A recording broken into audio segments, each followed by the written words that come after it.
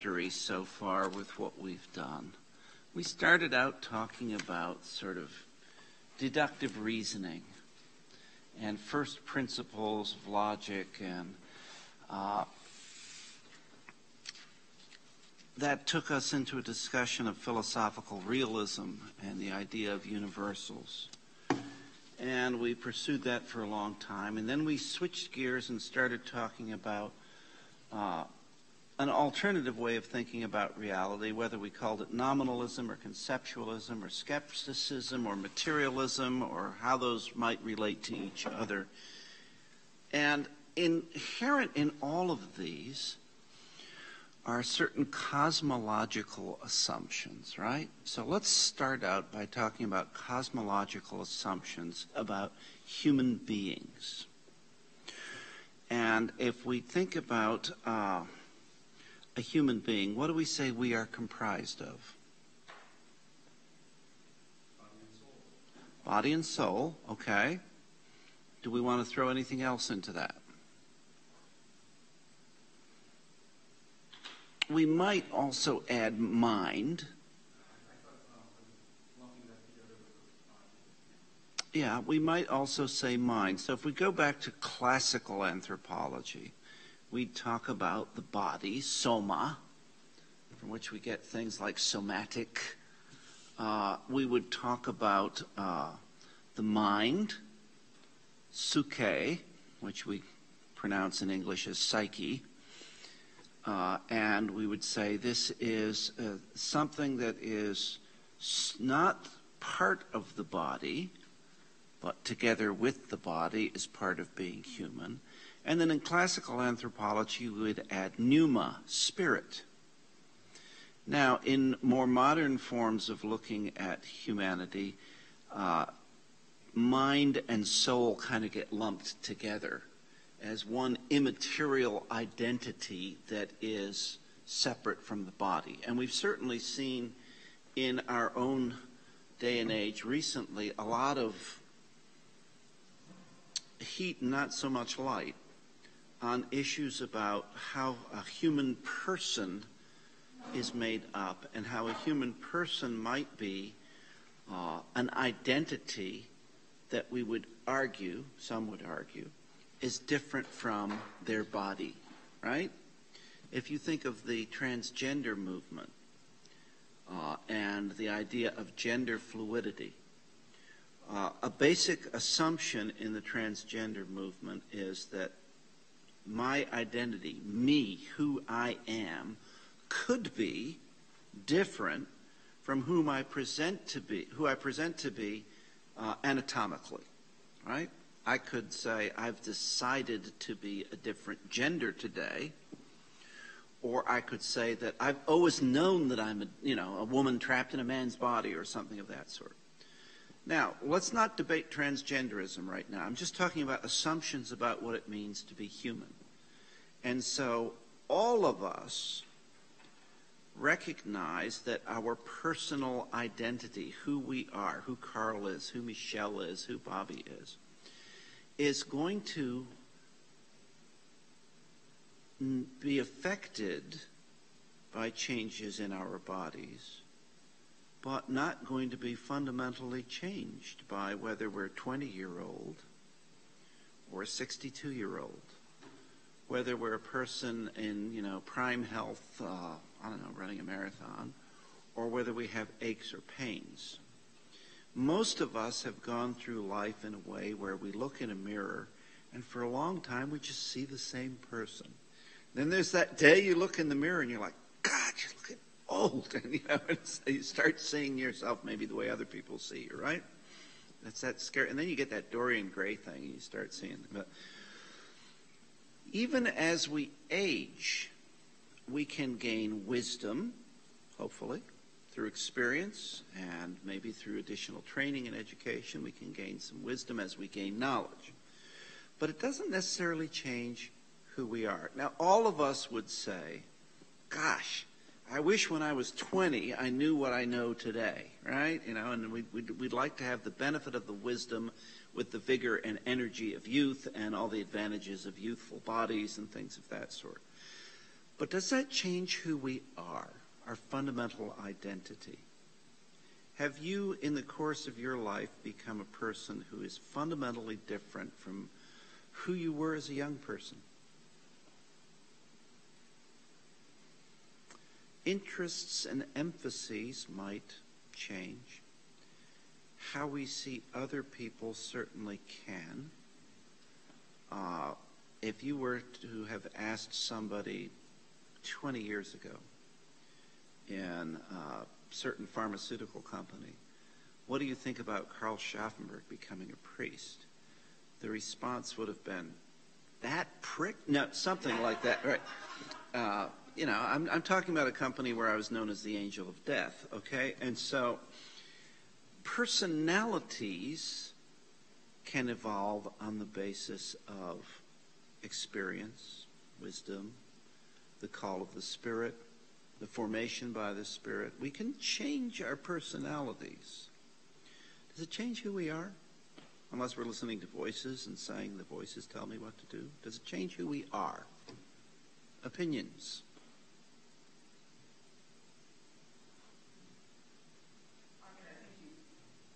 I've personally seen some people, what I would say, come out of their shell. Mm-hmm. The real fire, and all of a sudden, see them 2 years later in the life of the party, that sort of thing. I've seen that. Mm-hmm. And I don't know if that's a conscientious decision on their part to do that, but it's just, that's what I've seen. Mm-hmm. I've witnessed that. And we can see people change on the basis of pharmacology. If somebody's truly clinically depressed and they are successfully treated, they can appear to be a different person, right?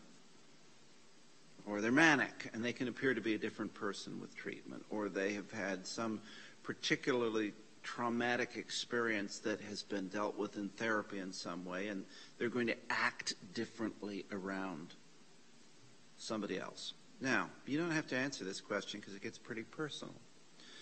But if you've ever had a long and serious illness or debility from an injury, for example, if you haven't had a long illness, it can make you view the world very differently. But does it change who you are? That deep down identity, who Carl is or who Michelle is or who Tom is? Anybody want to speculate or share on that?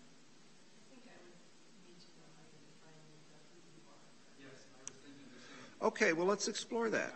What do we mean by identity then, personal identity? What is it that makes Susan, not in other people's eyes, but in Susan's self-reflection?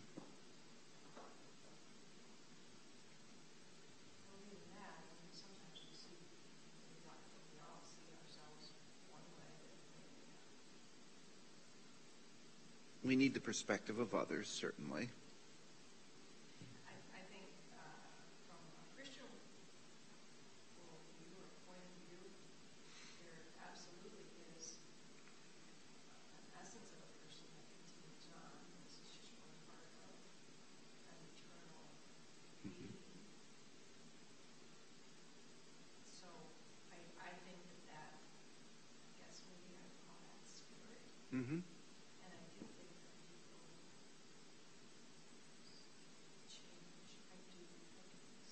Okay.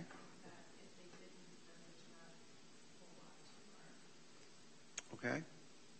Certainly we can be changed by the operation of the Holy Spirit, is what you're saying. And if we go back to Scripture, we could cite Psalm 139 and say how the psalmist says to God, "You know me better than I know myself. And you saw me when I was being formed in my mother's womb and knit me together delicately, and how wondrously I am made." And so that when I was but, the word actually in Hebrew, when Psalm 139 is talking about what I was as this little lump inside my mother, the word is golem, like the character in The Lord of the Rings, but spelled very differently, Golem, golem. And it literally means undifferentiated little ball of stuff, which nowadays we would call a zygote or an embryo. And so Psalm 139 has certainly been used by people in debates over abortion, for example, in terms of when a person's a person. But the point I'm trying to get at here is when we look at anthropology, we can talk about body, mind, and soul, or spirit. We can lump mind and soul together as that which is not material of the body, of the person, and that's where modern philosophy is going to go. We can try to grasp where any of this relates to who's the person, who's the identity, and what changes, and how the spirit might participate in that. But we have to be careful about terminology here, because we live in an era when we talk about identity all the time, right? My identity as an American, my identity as a man, my identity as a white man, my identity, we could come up with all the different salami slices that our culture wars do. And in philosophy, and more particularly in Scripture, none of that matters. None of it matters. Because if we go back to the first chapter of Scripture and say each person is created in the image and likeness of God, it's not saying female, black, Asian, straight. It's not saying any of that. Personhood, from a scriptural perspective, is going to relate to the image and likeness of God. What we say in our baptismal covenant, to seek and serve Christ in all persons. That is not going to be the approach philosophy is going to take. It's going to struggle with the problem of mind. The ancient philosophers, the classical philosophers, are going to accept a classical anthropology of body, mind, and soul, or spirit. The modern philosophers, starting in the 16th century, are not. They're going to look at this more from the perspective of mind. And that's where we're taking up tonight, to wrestle with this problem of mind. Fair enough? So look at the first slide here, and we come up with René Descartes, who's probably the father of modern philosophy. Now, Descartes laid the foundation for rationalism, which is not the same thing as realism, okay? Or reason, capital R. As developed further by Spinoza, Baruch Spinoza, or Leibniz, we get this idea that there are things that are based, reality is described in terms of the operation of the mind, as opposed to empiricism, which is about perception and experience. We've already talked about John Locke. We can also refer to Hume, and empiricism being, how do we gain knowledge? Now, rationalism is going to look more from a deductive perspective to say that we can gain knowledge with reference to first principles, the way the classical philosophers did. Empiricism is going to look more to the perspective of knowledge is only based on perception. My knowledge of something is only based on how I perceive it. Descartes was very notable as a mathematician and scientist. We still talk about our Cartesian plane when we talk about X and Y axes. He was focused on explanations of reality that involve deductive reasoning. What can be more deductive than math, right? And so he rejects the idea of knowledge as founded on perception. He focuses on consciousness as proof of existence. And so we're familiar with the famous phrase, cogito ergo sum, I think, therefore I am. He actually didn't say that.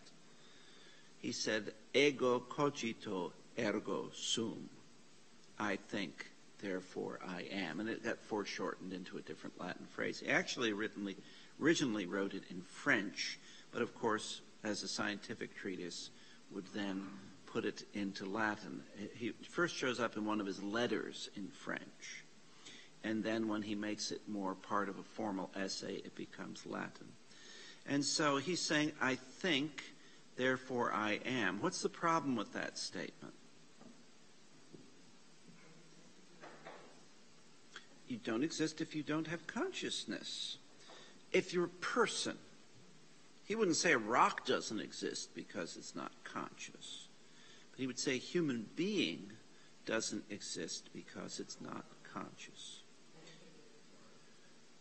And so Descartes is fascinated always with the idea of a sort of a body-mind dualism. That we've got our bodies, and there's like the ghost in the machine that's keeping things going, and that's the consciousness of mind. Now, Descartes did not actually advocate such things, but people took his thought and said, when he would speculate on something, if you want to like throw rocks at Descartes, you'd say, well, after all, he said that you could conduct any experiments, however cruel, on animals, because they're not conscious as humans, and so they're not going to really experience any pain whatsoever. So you can cut them up when they're alive, and it doesn't matter. He didn't advocate that. What he said was, if you can't process the perception, it's not real to you, and therefore, I think maybe the animal wouldn't be experiencing it in the way that we would. The most famous example of that reasoning is what became known as the Braddock Press, which was used in World War II to say in a particular university where Professor Braddock was trying, from the best of motives, to figure out how to better rescue victims of the Blitz. When buildings would collapse on people, how do you figure out how to better reconstruct people who've been crushed? And so he studied this by crushing dogs in hydraulic presses and then trying to reconstruct various joints and things, parts of their body. It's kind of the poster example for anti-vivisectionism. But and so if you sit there and say, well, it's not human, and so they're not going to perceive things this way, doesn't matter, can't process the sensation. The other problem with that is, as we saw in Locke, when Locke talks about monsters and changelings and argues that there's no essence of humanity because you can have monsters and changelings, which are his phrases for a grossly deformed person or grossly deformed person or somebody who has, lost limbs or something like that. The problem with that is then it's just a short step to say in the T4 program of National Socialism that somebody who is fundamentally disabled isn't a person, right? It's that short step to say in Nazi Germany that you're going to go into the asylums and get rid of life unworthy of life and start the T4 program.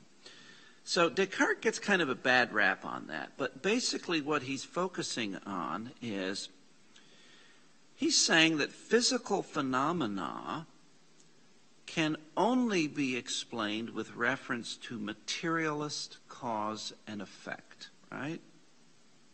So he's rejecting formal causation. Formal causation, just to review, was what? The material cause of something, the efficient cause of something, the formal cause of something, and the final cause of something. And where materialist philosophers are really going to just say absolutely no is on that fourth one, final causation.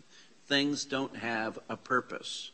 They're not goal-directed. There's no intentionality to anything in existence. So Descartes is going to focus very much on cause and effect and develop a lot of the technique of measuring and explaining that. Plotting things on an X and Y axis plane and saying how do you measure things simultaneously and say what's happening. Material and efficient causes exist. Formal and final causes do not in things. And here's where Descartes is going to lay a groundwork that Locke is going to run with and Hume is going to run with. And they're going to take that to say, we're not even going to have that qualifying phrase in things. So Descartes is basically saying there is such a thing as formal causation and final causation, but where is it? In the mind. Now, go back to Plato. When Plato talked about ideas, where did he say ideas, these universals, where did they exist? They're not in the physical world, right? So where do they exist? They're not in the world of spirit. Where do they exist? They're in a third realm where ideas exist, right? Aristotle is going to say that's in the mind of God. Plato, it's just a third realm.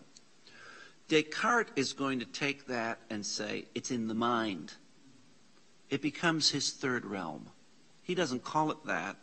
It looks a lot like it. If formal and final causation sit there and they're in the mind, and the mind is what? An immaterial thing that's not part of the body, and it's immaterial, so we can't measure it or weigh it or do all these things. It's not part of the brain. Doesn't that start looking a little bit like a third realm?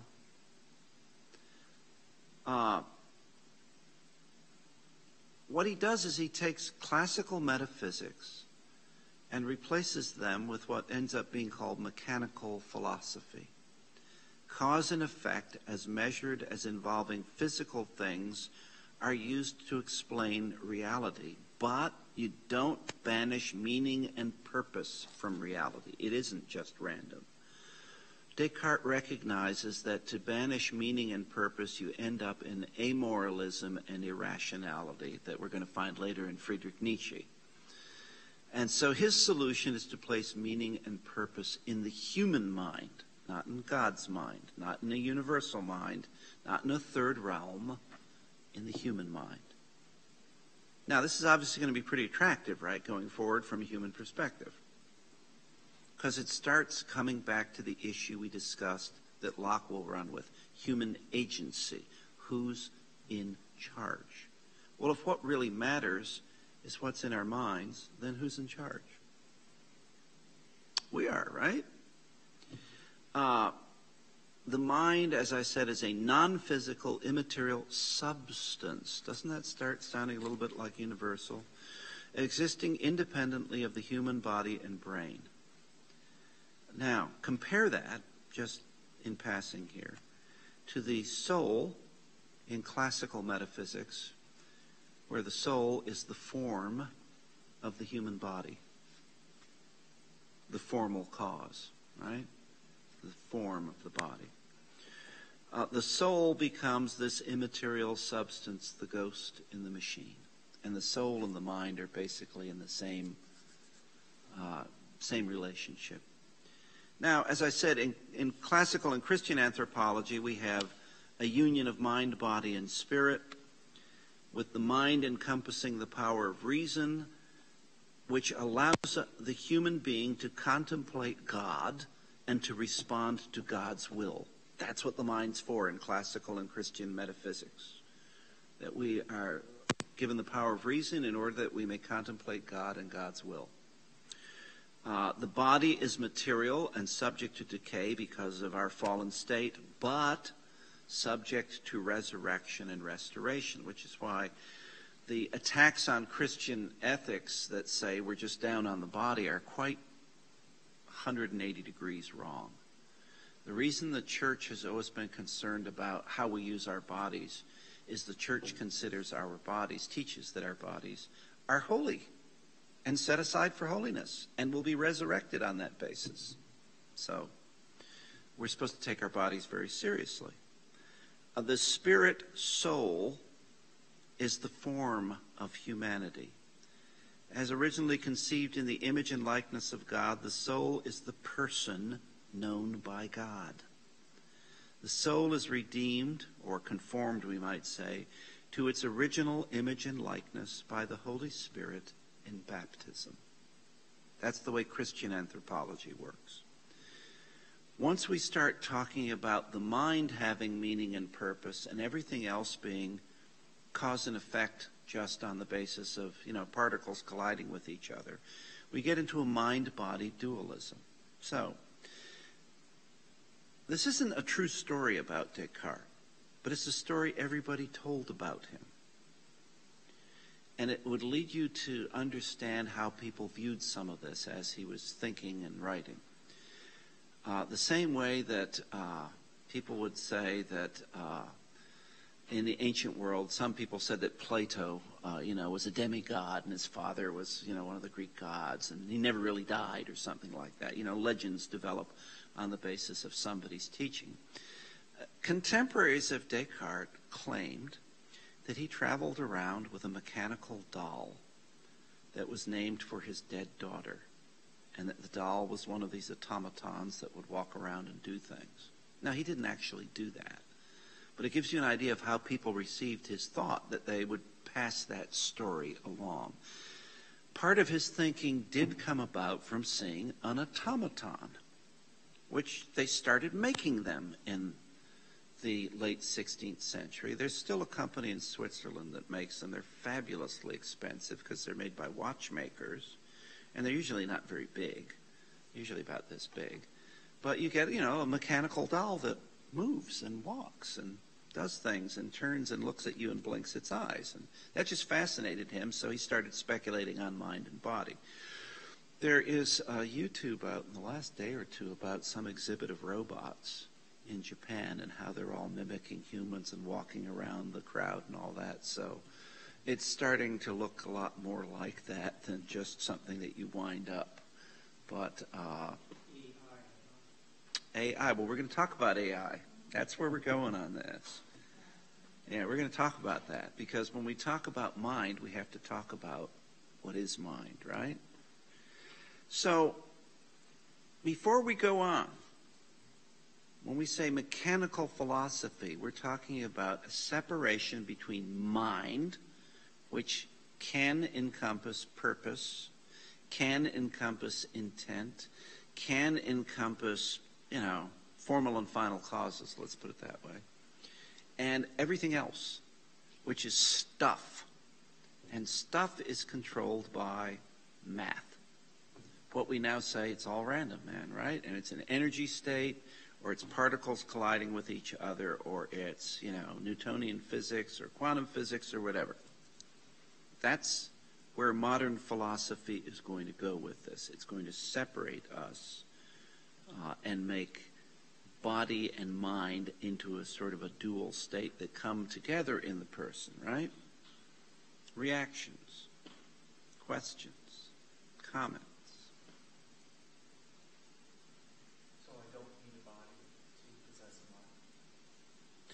How many science fiction stories or movies have we seen where that happened? Well, what is the concept? Because he didn't see science fiction. Right. He would agree with that statement. So then, He would not speculate, he did not speculate on how one could contain such a mind. In the 1950s, you've got, a guy's head in a vat, and, there are lots of tubes going in and out. And in William Gibson cyberpunk novels, you've got a computer program where you're living within the program and things of that sort. But what about those that are here in body form, but their mind is not in a full form that we would say is in the likeness of God? They have some sort of what we might call a disability or mind problem. They cannot think, they cannot function. How would you describe that? well, he would describe it, first of all, with reference to a lot less knowledge about human psychology. And so if we were to take the example of somebody with locked-in syndrome, which is where something has happened to your body and you appear to be comatose, but you're fully awake and aware of what's happening around you and can't communicate with anybody. And there are a number of examples of people who've come out of that and described it. Generally speaking, once somebody goes into a locked-in syndrome state on the Glasgow scale, they'd never come out. But there have been examples of temporary locked-in syndrome. That's Or- temporary. What if this person has, My point in raising that example is to say, without reference to knowledge of something like that, Descartes would say once you were in that comatose state and unresponsive to stimuli, that your mind isn't there. And so you're not a person. You are a body. But I thought mind could exist without a body. Right. So is that, But since we can't interact with you as a person, we can treat you as not a person. right? But I guess the question would be, what if a person is born and not capable of attaining anything in terms of mind, that we would say is mind? Does their mind still exist? It's just not in this sphere, this realm? Well, we can speculate on that, right? Well, we can speculate, but I'm just saying if Descartes looked at it a little bit differently, I can give you a Buddhist perspective, that our bodies are kind of like our cell phone, and mind is out there. And We download the mind, right? our bodies just connect to that signal, and as we get older, we get age, we get dementia, it's just like a phone that's obsolete. And that mind still exists, but it's not my mind. So mind is something we share, much like collective unconscious. We tap into mind with our abilities, our bodies, and things like an antenna. But I don't necessarily, like I believe that there's something about me. And like when I look in the mirror, and every day I don't notice the little changes. When somebody sees me, and I haven't seen me in a long time, so I do look old, then it's like I'd like to believe that I've been the same this whole time, but I'm not. I'm continually changing and differentiating. That's part of my body experiencing that change, but does mind change? Okay, now from Descartes' perspective, he is going to continue to speak with Christian Right. assumptions around this. And so he would not say that we become part of a collective mind. He would not say that we participate in it as some kind of receiver or we're downloading software into this hardware. If he lived in this day and age, he probably would have been fascinated with that model and liked to explore it, and probably would be somebody trying to explore AI right now. But he didn't. If we take the example, how many of you have ever either read the book or seen the movie Awakenings, Oliver Sacks? Sleeping sickness, the encephalitis in the 20s where people just go to sleep, and then decades later, when he's medicating them with a rather crude form of levodopamine, they start coming out of this state. And they've been asleep since 1928 or something. And what have they been experiencing during that time? Most of us have had some interaction with somebody who is so profoundly disabled that they can't communicate at all. And they may never have developed the ability to communicate. And from a utilitarian perspective, we could be with the T4 program and say, this isn't really quality of life, and it's consuming resources. If we continue to have a Christian perspective and say, created in the image and likeness of God, we don't get to make that call. And so we can only speculate that how that person may know God, for example, may so far exceed our own knowledge of God that they're in a state of blessedness that we just can't experience in this life. Or not. We can only speculate on it. But Dick... Mm-hmm? So is mind only communication, or is it mind makes your lungs require air and breathe in and out, and your heart to beat, and your cells to reproduce? Is that not the mind? No, Descartes would not have understood the difference between the autonomous nervous system and the rest of our nervous system, but he would have said that's not mind. That's just a function of the body. I don't have to think about breathing. If I ever do, Is your brain doing it? your brain is, but not part of your consciousness. Right? I'm sorry, you said, Bobby? Brain and mind or brain consciousness? You're right. He would make a distinction between brain and mind, brain and consciousness. And most of us would, right? we would sit there and say, other than the voices, no, we would sit there and say that there are lots of things that happen in my brain that I am not conscious of, and if I become conscious of them and have to think about breathing or my heart rate or something, something's radically wrong. Now we know people particularly in Eastern meditation practices, who can change their heartbeat and things of that sort. But there are ways to have some kind of feedback loops on that, right? Jim, you were going to say something. If you wanted to take the dream case, what would you say about a person who is sleeping or under anesthesia? You're not conscious, you're not using your mind. Well, he does talk a lot about dreams.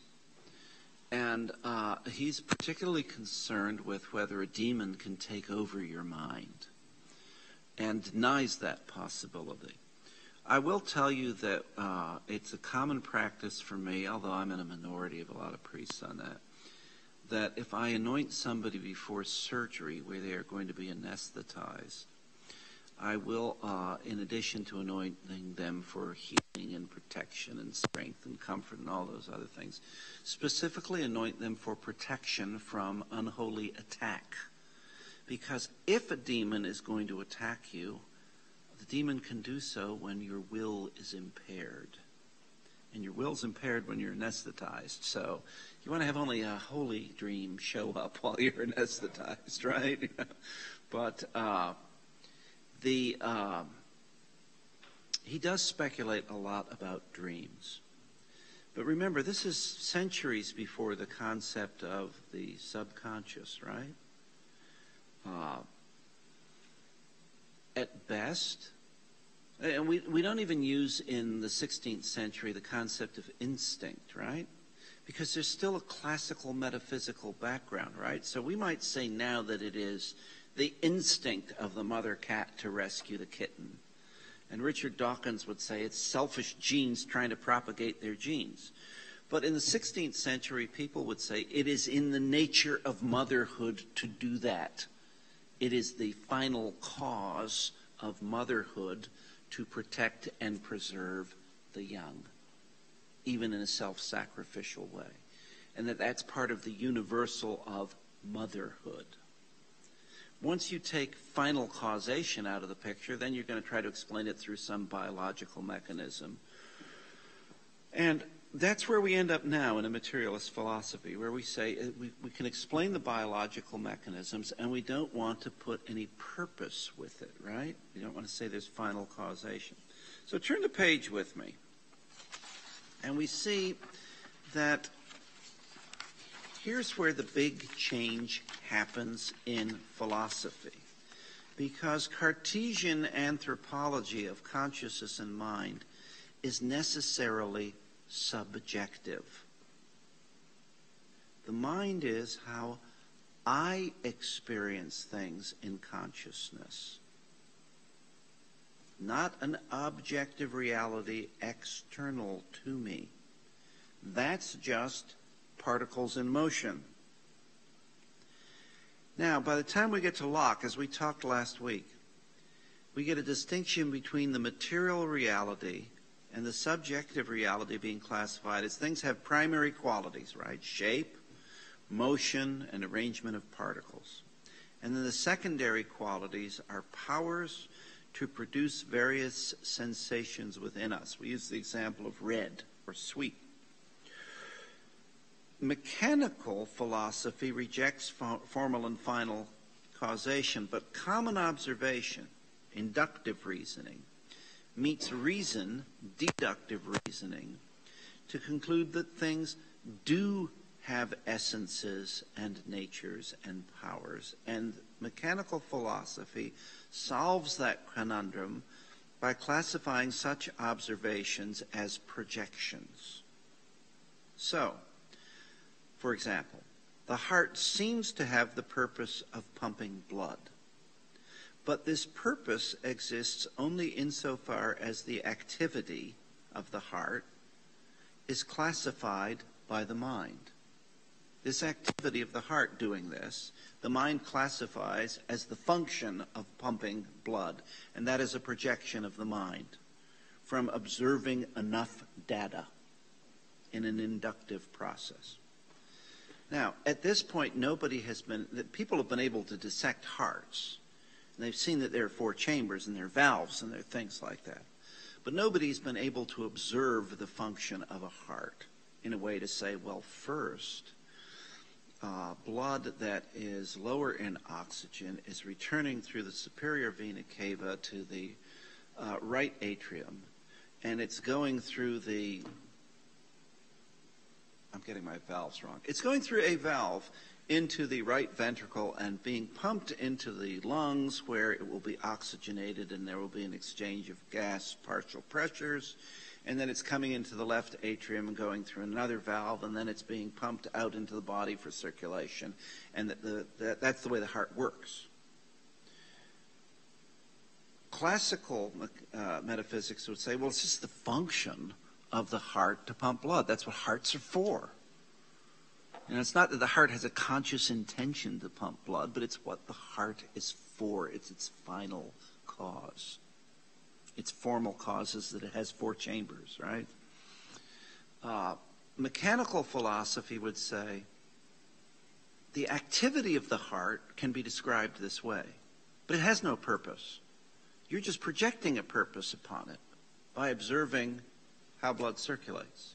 It has no purpose. It just acts in a certain way. Let me keep going here a minute. David Hume, who's going to run a little bit with what Locke was writing about, he's going to say that events of type A are frequently followed by events of type B. That's an observation. The observer, who is necessarily subjective because it's the observer's mind observing these things, therefore assumes that B will happen when A is observed. But B doesn't have to follow A, right? It could just be random. You just might not have enough data, and you're just making an assumption. So the way mechanical philosophy starts going here is we get with a mind-body dualism where we restrict purpose and function to mind, and then we say that this purpose and function is a projection of the mind, and that things themselves have no purpose or function. You're kind of looking at me like, huh? Why might you be doing that? Okay, you use the word sense. We could say horse sense or common sense. What Aristotle would say, without using the term inductive reasoning, is, in the history of humanity, we've just been able to observe enough to say, here's how things act and this is what they're for. Right?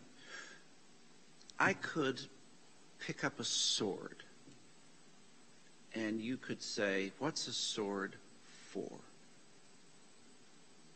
And at some point, if we had never used a sword, and never seen a battle, never seen anybody fencing, we could say, well, just by observing this thing carefully, we can see that it has a sharp edge.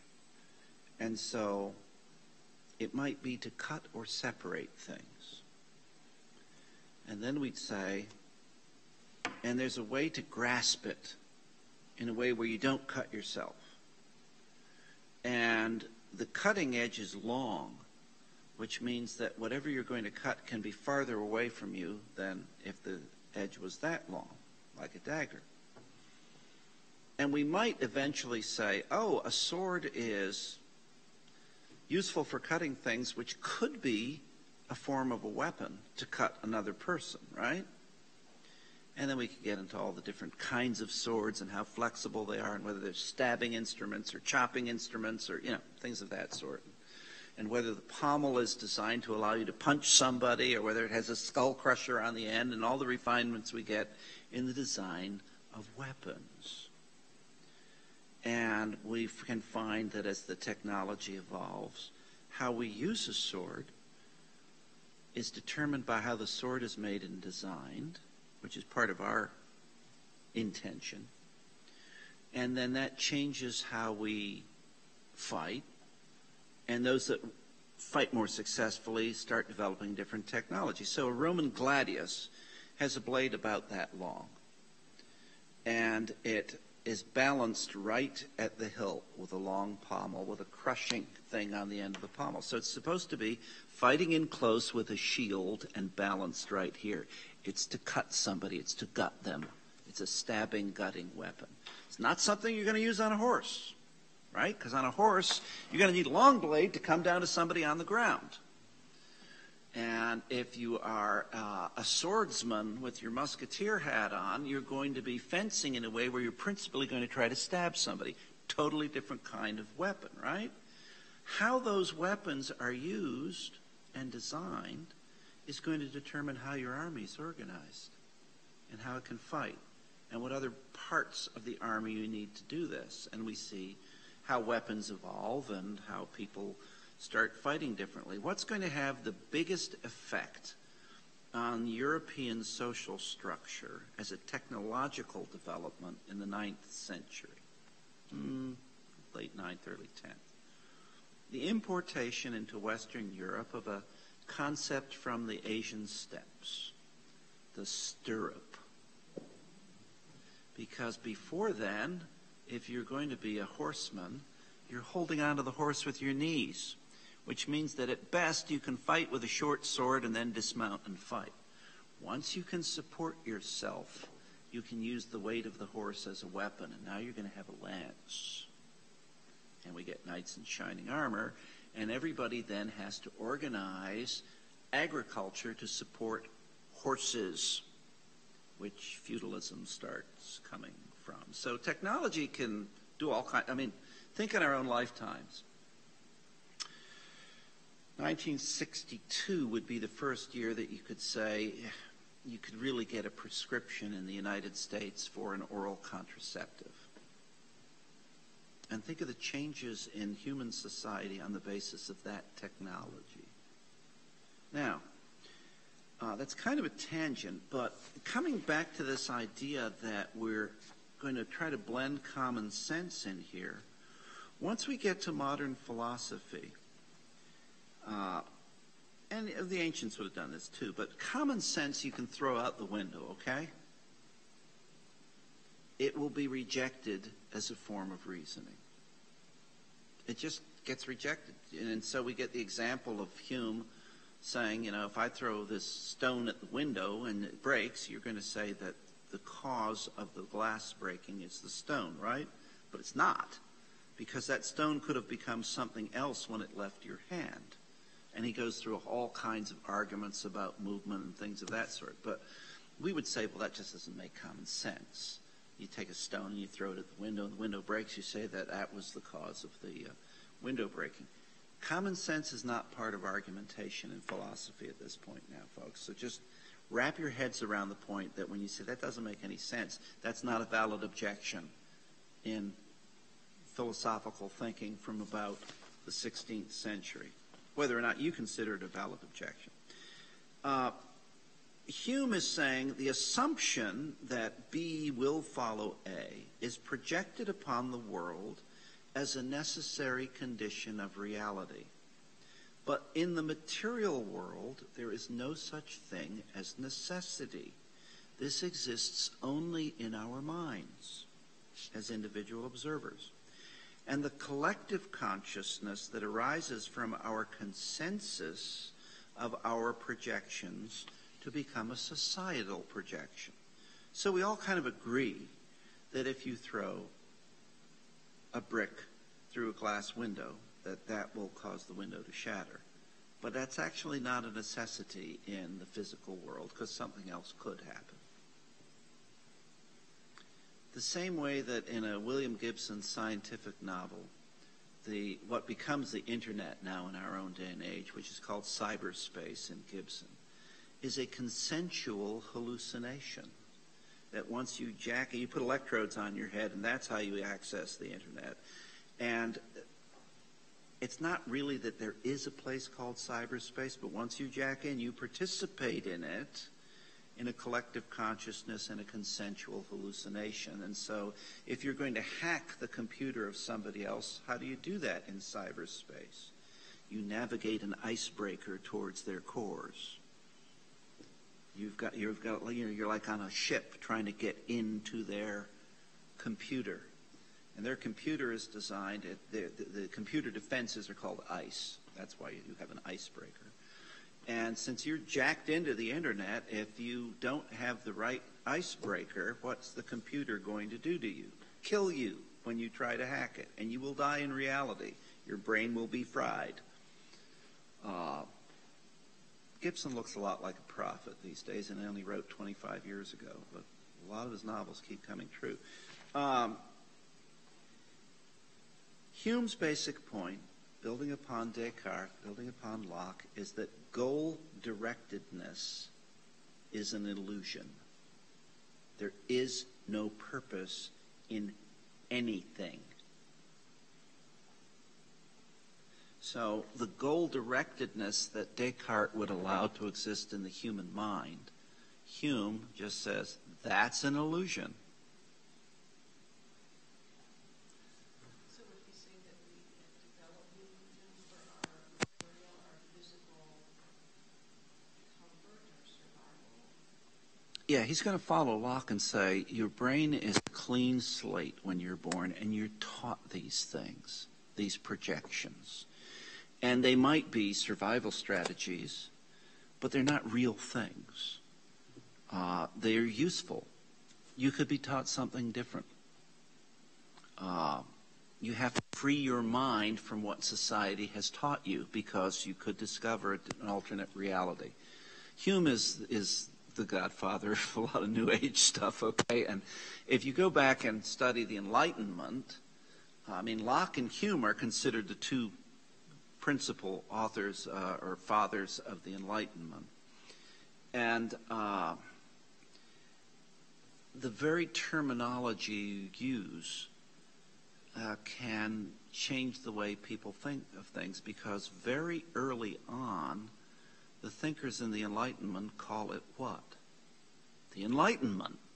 That you're being enlightened. You're being brought out of darkness. If it was called something differently, it might have developed differently. The Enlightenment is still referred to in popular histories as the Age of Reason. Why?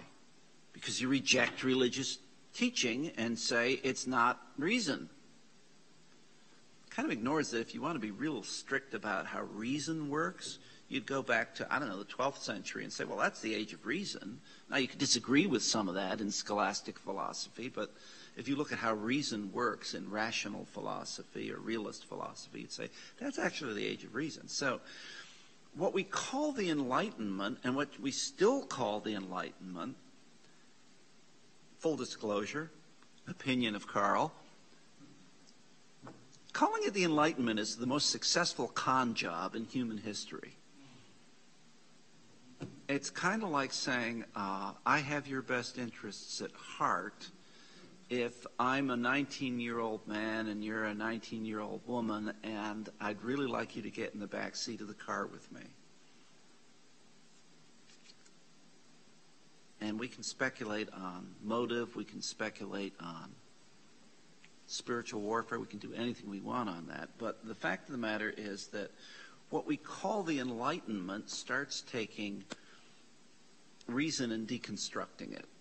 So if you can sit there and argue with a straight face that that brick is not going to break the window necessarily because it could become a bird, I personally would be asking what you're smoking.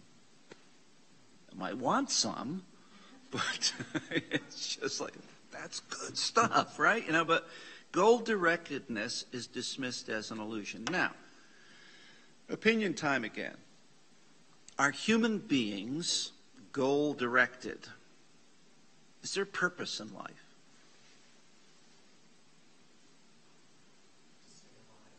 Okay. That could be a basic function or activity.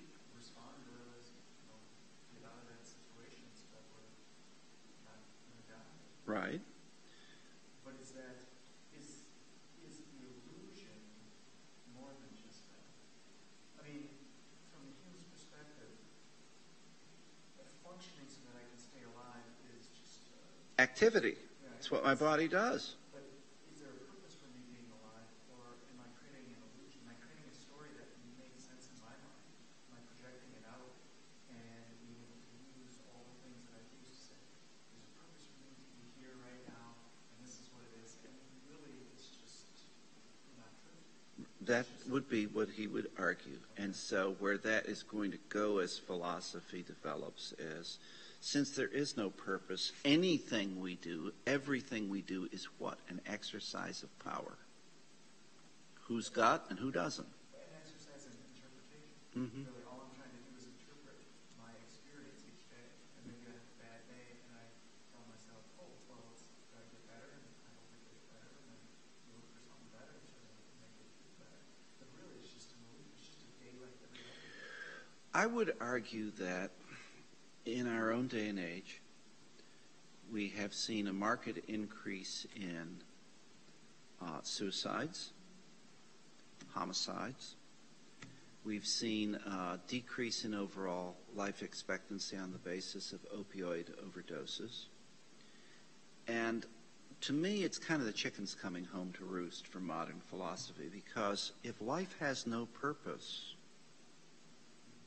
and it's about sensation, and maybe about, you're the master yourself and it's ultimately purposeless, then suicide becomes a real option.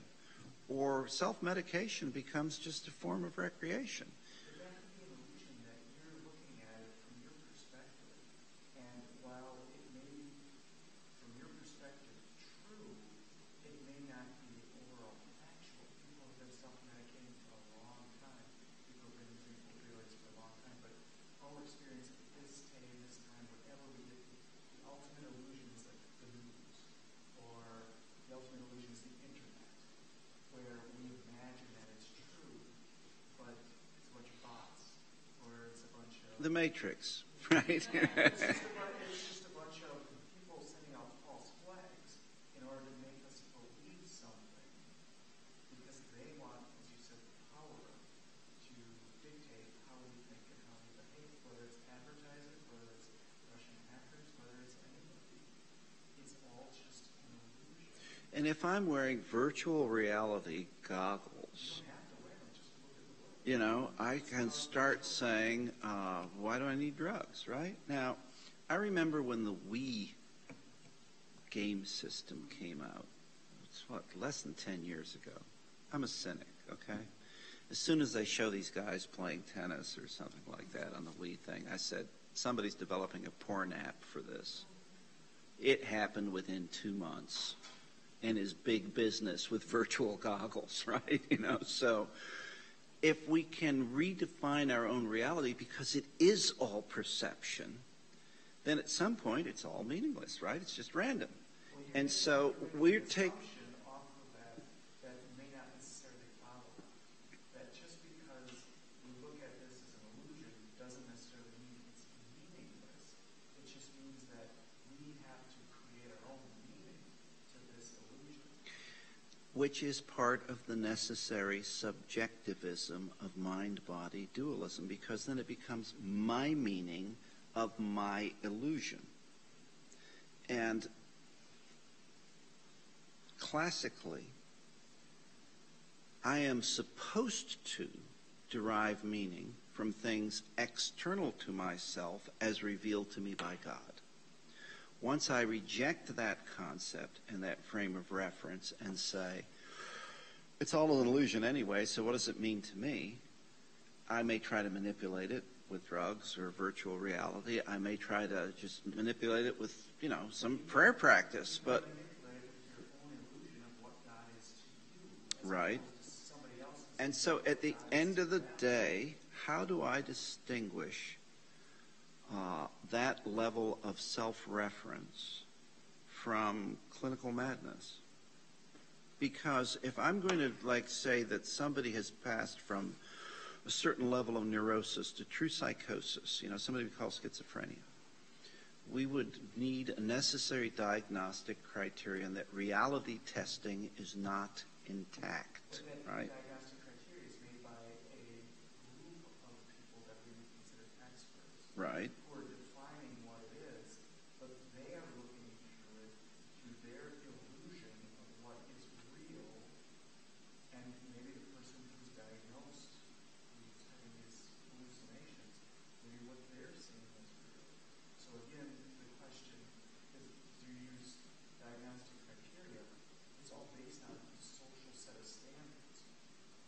But at the end of the day, either the large, red bird that's hovering over your head and telling me what to do exists, or it doesn't. And whether you decide it exists or doesn't change whether it exists or not. Or if I decide at the end of the day that deep down, really, it's become clear to me that I am the Tsar, and that the fact that you're not calling me Veliki Gosudar no longer just troubles me, but now I'm going to punish you because you're not calling me Veliki Gosudar.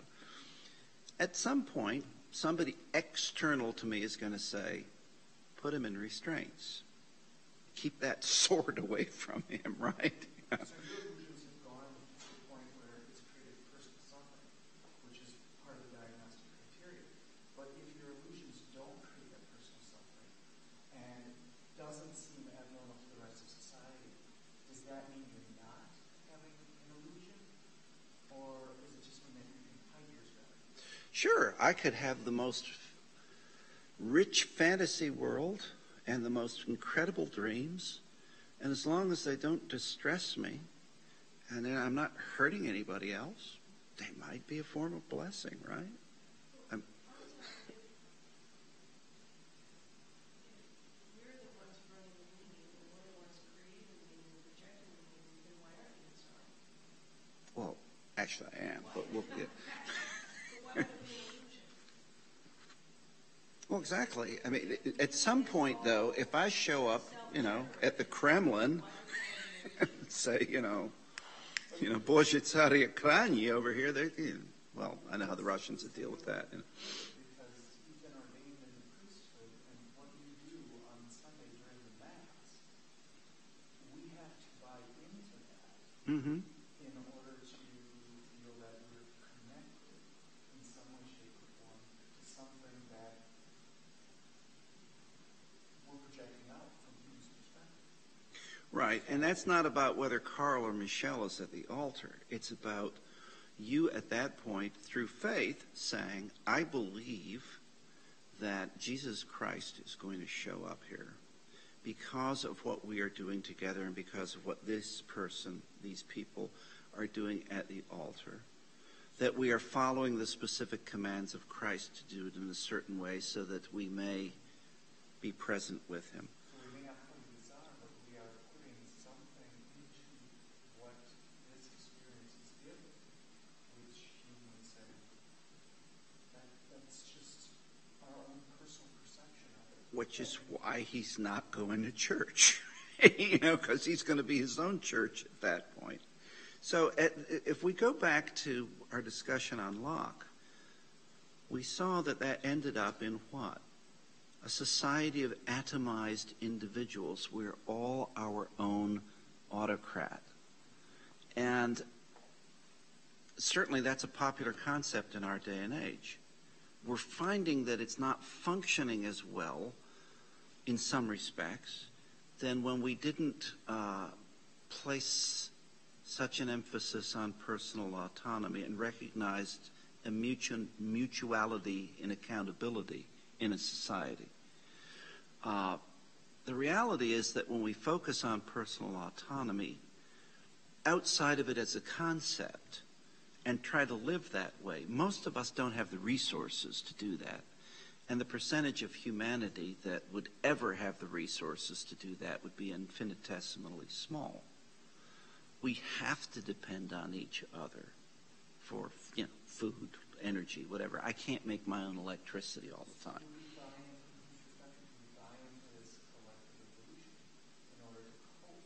Yes, it's a survival tactic. It's a survival tactic. Now, if we say then that there is no such thing as goal-directedness, we go on and we say that the primary qualities, which we said were what? Shape, motion, arrangement of particles. They really do exist. They're objective realities. And they resemble our perceptions of them. But the secondary qualities, whether it's red or sweet, do not objectively exist.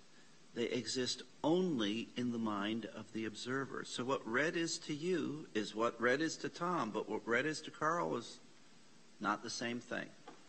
We may both see something and say that because it reflects light in this wavelength, we're calling it red, but we're never going to know what red is to each person. Colorless, tasteless, odorless particles in motion. That's it in terms of real reality. And we project things upon this real reality of colorless, tasteless, odorless particles in motion. Such qualities as color, taste, odor exist only insofar as we can quantify the properties of the particles, the wavelength of the light. So we can objectively measure the wavelength of light and say, we define that to be red. But what red is just completely subjective. There is no color. There's just a wavelength of light here that we call red. Now, there's a necessary corollary to this, which is a mind-body dualism. The mind and the soul are equated and exist only in an immaterial way apart from the body and the brain. We're right back to the third realm of Plato's ideas. Turning over. We now get to where we are in our day and age. Studies of consciousness. And they extend this philosophy into the study of qualia. The singular is quale. As in, what is it like to taste coffee? And we'd say, well, when you taste coffee, these neurons are firing in this pattern. These sensory organs are doing this. And they're sending a signal along this pathway to this part of the brain. And with brain imaging studies, this part of your brain lights up. So the quale of the taste of coffee is this activity in the brain. Okay? And other than that, they're not really real. We can just measure the sensations and the perceptions as being a part of the brain that lights up. But they don't have any reality on their own in the objective world. Where's the soul in this? Well, in modern philosophy and science, we don't really recognize the soul. We just put that all in the concept of mind, okay? The reason science has explained almost everything other than mind is because everything that does not fit within the mechanistic model has been subsumed into mind and treated, therefore, as a projection.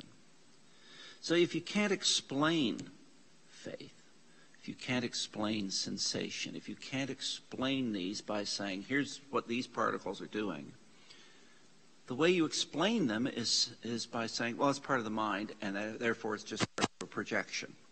I was talking about a con job before, okay? Because the problem when you do brain studies is you say, we're measuring red and green and what part of Bobby's brain is lighting up and what part lights up when she tastes coffee and what part lights up when she smashes her fist into the wall. And we find out that they're pretty much all the same. And so how we differentiate the qualia... That's not true, because you can go to the brain, you can activate certain parts, and all of a sudden taste coffee without drinking it. Yes, but if I go to color perception, I'm going to activate the same parts of the brain. If I'm going to go to taste perception, I'm going to activate the same parts of the brain. There's a gustatory cortex, there's a visual cortex, there's a... No, I'm not saying the same part of the brain. I'm saying for different tastes are going to be in the gustatory cortex. Different colors are going to be in the visual cortex. There are going to be different, there's 30 different visual cortexes, and some deal with color and some deal with movement, and it just depends on the connections that you have that light up. It's not a... I'm not disagreeing with you. I'm saying that the fact that we're lighting up parts of the visual cortex, whether it's green or red, we are dealing with the same brain function. And we're not making a distinction by saying, well, the brain is being different here. So the qualia of red or green, or the perception of coffee, which would be in a different part of the brain, or the perception of liquor, which would be in a different part of the gustatory cortex, those are all parts of the brain lighting up. But saying that the red or the green is not real, it's only that part of the brain lighting up, is just reducing that to a mechanistic observation of the brain. So at what point do I say that my observation of the brain is just this part of my brain lighting up to note that your part of the brain is lighting up that way? If I say there is no objective reality to redness other than the perception of redness, which is subjective, and that's just a part of my brain lighting up, I'm denying that there's such a thing as red, except insofar as I can specify a wavelength of light and what part of the visual cortex is going to light up. So when you say before, then you would take a society of experts to look at that and agree upon this is the true inductive reasoning. But the society of experts is each going to have their own perception, and that's when you get into an infinite regress. You either have a human frame of reference where you theoretically have a society of experts that agrees and defines it for the rest of us, or you say it's real and we participate in that reality, and that is external to a human frame of reference. It's defined by God or the universe or particles doing something. However you want to explain it mechanistically, at that point you say there is an objective reality, there is a universal thing which we call redness. Other than that, you get into some regress of perception, because perception is always subjective. Doesn't matter how many experts you get. We, in this past century, had many highly trained experts decide who were not human beings and so could be killed.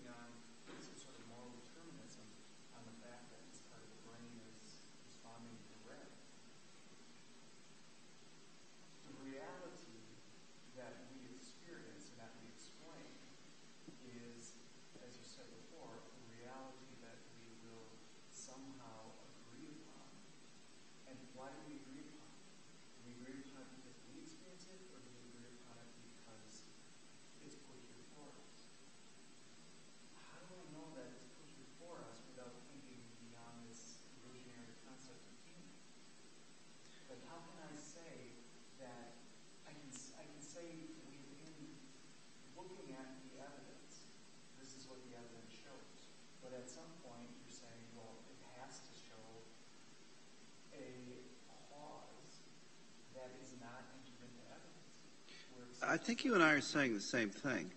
If I take a Humean perspective that this is all perception, I can't prove that there is any reality. It is illusion.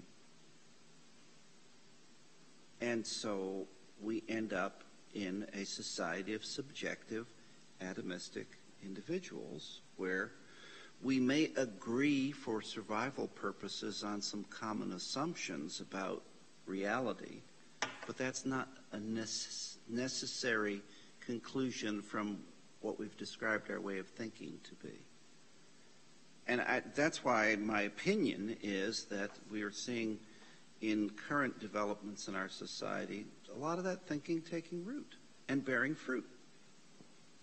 Well, if we all think it's so subjective, why do we argue and fight about it like it's object?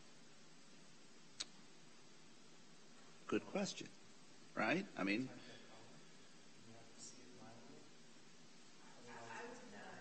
would not object to the Nazi regime because I'm trying to grab power.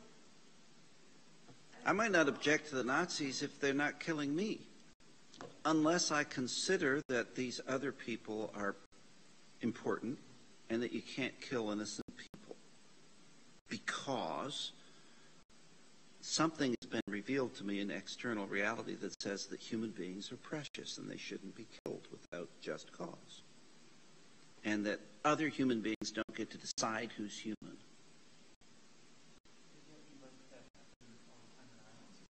Oh, I know we do. I mean, we decide a lot of things that we would argue are not right. But probably more on power. you know, and or the illusion of power. You know, we a lot of our political theory is based on the idea that we, you know, can come together for common purpose when we agree on it, and so we have a sort of a social contract because we can't do it all on our own. But when push comes to shove, it becomes an exercise of power. Now, here's the problem. If the human mind manifests final causality, and that we say intends and plans outcomes, it engages in intentionality. In fact, at least one thing Brent has said that the mark of the mind is intentionality. Intentionality to have a sheep.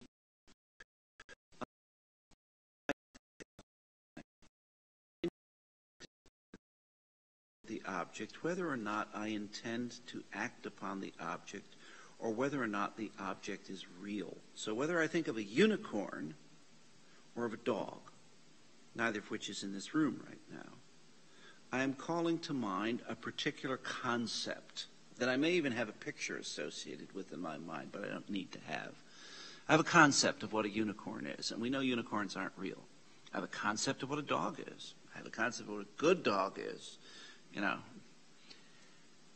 my mind is directed towards that concept. There is some intentionality in how my mind works.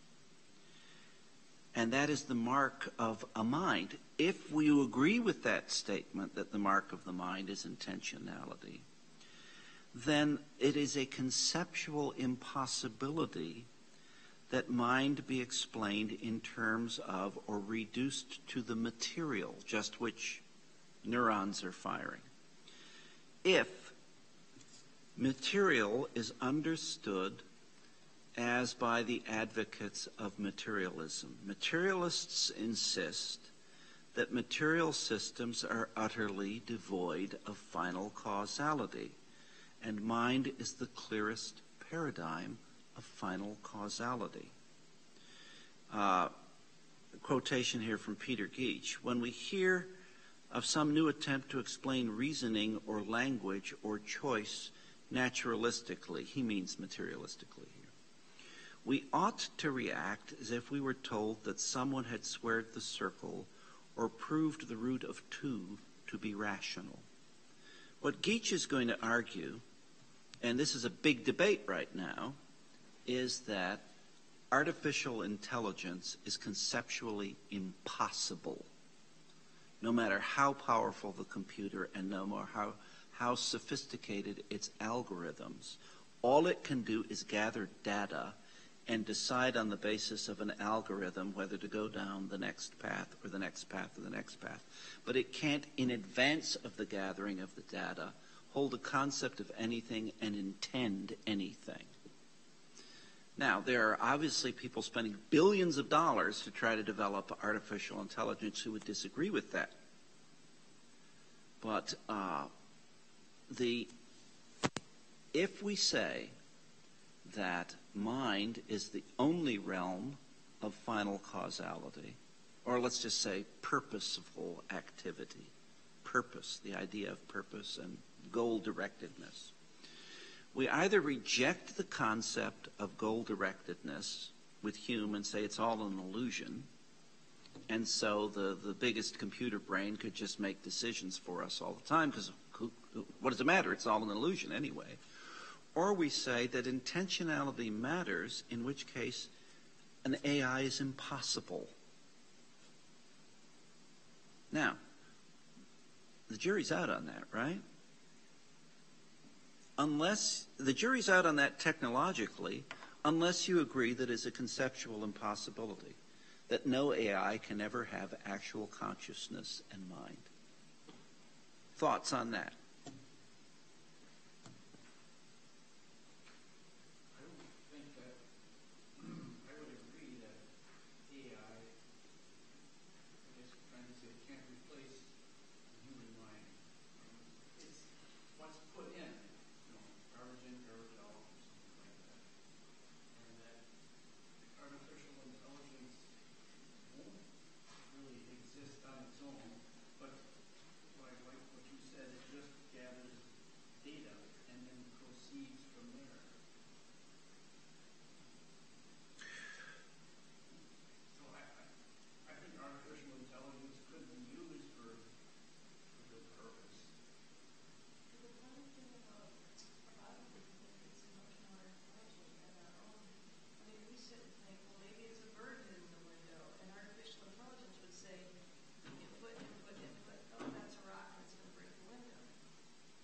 here's what we do about that in real time, right? Yeah. Well, we bring all of our feelings and our off-base desires and our selfishness, all this kind of stuff, and then we start trying to pick apart all of what's real and what's not, and maybe the idea of what works. I would argue that what works should be considered when it comes to what's real and how do we know anything.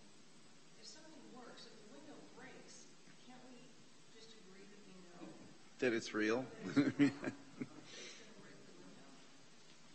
And I think that sometimes it's frustrating, and I know it can be argued to death, but I think sometimes from a Christian perspective that can be frustrating for people who see the world and say, well, if there is a rise in suicide, and there is a rise in opiate, deaths and dissatisfaction, can we maybe say that this isn't working? Maybe the divorcing of ourselves and from any kind of reliance on a higher power, I guess, and it's just kind of not working. That's my point. I think that the philosophy is coming home, the chickens are coming home to roost, and they're hatching and bearing fruit. And it's not good fruit if it's suicide or sex trafficking or opioid abuse or people. I maintain that a mark of humanity, let alone the mark of a mind being intentionality, I maintain that a mark of humanity is the capacity for hope, the capacity for love. I could go on, but if we just take those two examples, if it's all an illusion and there is no purpose, then love becomes basically a projection of my desires, and I very rarely can distinguish between love and lust. People fall in lust a lot. It's utilitarian, and if it doesn't have a purpose, at some point I can just say, this isn't cutting it for me. Stop the circuit. And if there's nobody around me to say, well, actually, there is more than just this, and you can hope. I mean, one of the things we deal with commonly with people who are abusing opioids or have been in trafficking or any form of things that we call dysfunction in society right now, they don't know what hope is. This is just life. It's nasty, brutish, and short. People use you or you use them, right? And so, as Christians, part of our challenge is to allow people to experience hope. I dealt recently with somebody who was in a locked ward after a suicide attempt. And that individual referred to himself as a piece of dirt. I cleaned that up, okay? Used a stronger word than dirt. Because he could not, from a Christian perspective, speaking as a Christian here now, understand that God looking upon him, no matter who he is, what he's done, good, bad, indifferent, sees the image and likeness of God in which he was created and for which he gave his son's life. And so paid an infinite price for that piece of dirt. And so I actually told the person that. We were having this discussion, and other people came out of their rooms, This was news. That you could feel terrible about yourself, have done some things that you're not happy with, be very conflicted over a whole bunch of stuff, and God could love you without reservation and send other people to you to say, we actually are here because you're loved. That's a foreign concept in the lives of a lot of people around us. That's an extreme example. But, at the end of the day, if there is no purpose to anything, it's perfectly rational to kill yourself, right? But it's not emotional. What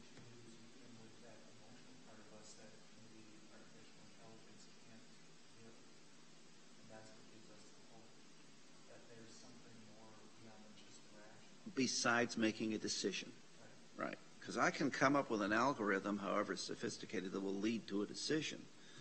But the thing about, hope is that it might totally go to a different conclusion. I mean, in my best days of projection and fantasy, I can think of a God who would love me if I follow all his precepts and do what he says and please him. But no matter how optimistic I want to be and how important I think I am, can I rationally think of a God who, while I am his enemy, would send his son to die for me? That's going to kind of exceed any expectations I could possibly have, right?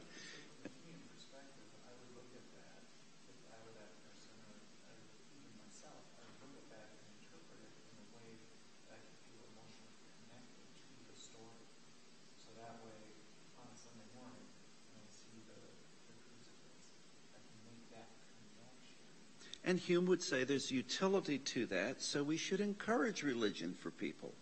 But it isn't real. And I get to decide for myself, as David Hume or as, whoever. And so we end up with the same sort of, your reality, my reality. Now, where's this all taking us? Well, we have a long way to go, but we've played with the idea of mind now, so that when we play more specifically in materialism, we're going to meet one more time this term, and then we're going to take a break till January. We're going to end up with the concept of materialism and just take it apart and say, we've talked about mechanical philosophy a little bit here, so how does a materialist philosophy actually work? What is it that, the leading thinkers of our age say, this is the way the world works? Then we'll come back next semester and we'll say, okay, let's take that and now say, here are some tests we're going to apply to it from a deductive reasoning perspective and from an inductive reasoning perspective. And see where we go with that. Without saying, because again, you're getting a little opinion here, but without saying that anything that doesn't fit in this model we'll just take out of the model and make it part of the mind and therefore part of a projection and say it's not real. That's the way we solve the problem. Redefine the terms. Call it the Enlightenment. Call it the Age of Reason. Come up with whatever ism you want. Let's try to test these assumptions and say, do they hold up against not only human experience, inductive reasoning, but fundamental principles of logic and reason, deductive reasoning. That's going to be our task once we plow through another week of materialism, okay? Fair enough. So we will meet next week, and then we're going to take a break until January. And I will communicate exact dates and curriculum and things like that by email. Thank you.